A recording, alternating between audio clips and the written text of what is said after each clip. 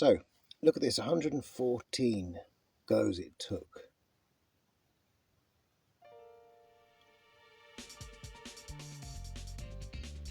Classical opening. I don't know what opening it is. King's Indian or something. Not sure. It certainly isn't now. And this, this shows me that this is someone that wants to demolish my structure.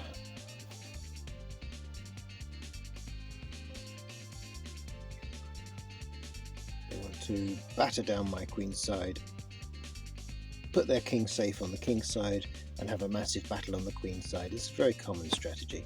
It gets a bit tedious, if I'm honest. So I thought I would simplify a little bit there. Attack his bishop, or at least potentially attack it. Now really attack it. Grab a free pawn. And we trade a knight for a bishop. So we've got a knight and a bishop each. Pawn count, I've got 7. He's only got 5. So let's carry on. He does have this passed pawn, and this caused me a massive headache, this passed pawn, I can tell you, because he was determined to let it arrive. So again we had to just simplify. He's piling on the pressure. Had to bring the king in. It was the only way to balance the power, and that allowed me, with the queen, to balance all the power, and then I was able finally to take that pawn. So here's where we ended up. So we've got an endgame situation where I have an extra pawn here, but it is kind of doubled, so quite hard to defend. The only square that the queen can really defend all those pawns from is the b6 square, but that's not a very useful square for the queen to be on for doing lots of checks on his king and mopping up his pawns. So I don't really want to go to that square. I've got some second best squares. So here he starts to just push, he pushes his pawns forward exactly 1 rank like that, and I come with an angle like this, because if I can keep my queen on the black squares, I can probably stave off his queen's attacks on my king at least. So just keeping it like this so that my queen can always be on the black squares here to defend the king. And I immediately blocked with the queen, you see, because that would have given me a passed pawn. And then I would have pushed the other one up behind it to solidify it, and it would have created an unbreakable barrier in the middle. His king wouldn't be able to get through if we swapped queens there. So that was that. Now coming over here, just defending, again, potentially pawns.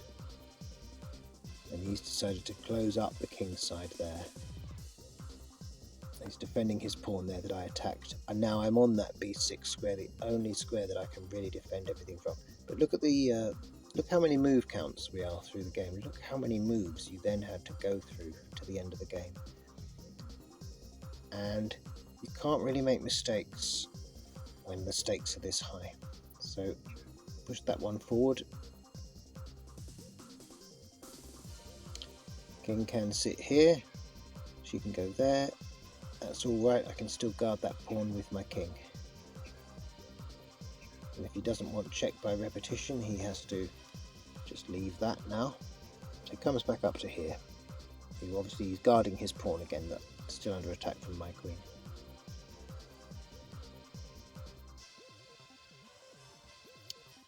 Just so that I can slide across the rank, and well, also guarding my king from checks from his queen. She can't come onto e7 and check him now.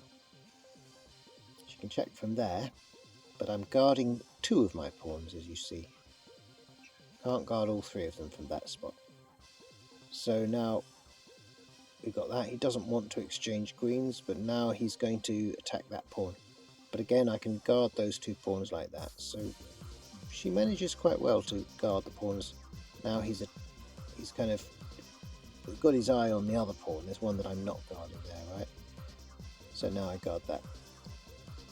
And it means that if he takes my pawn, I'll take his with check in a minute. So he moves his king, just in case. But I've got that check. And I've got that check. And now I can guard the pawn that he was attacking. King comes here. And really offering me another check. I mean, he's trying to bring extra pieces up. He's trying to use the king as a piece, but this is not the right situation to be trying to use the king as an attacking piece, I don't think. Not with this many pawns on the board. King comes here. Again, I have to defend these pawns. I can't let him get an extra pawn. Check again. And he goes here. And I think if you know how it works, you know he's trapped. He's not on the pilot's seat, but he's in the wing of the fighter plane now. And he's got nowhere to go from this. So there's an example of just patiently, accurately, not making any mistakes for move after move after move after move. So sometimes it's a real grind when you get to the end game. This is an end game. Kings and queens only is an end game. And it often comes down to who has an extra pawn at the end of it all. And that often comes down to whose king was in the middle. That's why he was trying to get his king in the middle. It was a high-risk strategy, but the idea is that by the time the queens have gone, the winner is generally the one that got his king into the middle of the board first. And as you see, I'm stuck down by the side. It's going to take me a long time to come around and defend my little pawns on that side there, and he knows those pawns are all weak. So there we have it. There we have it. Didn't see the checkmate though, did he? He didn't see the checkmate. Don't forget to like and subscribe to Chess Voices, the most relaxing chess channel on YouTube.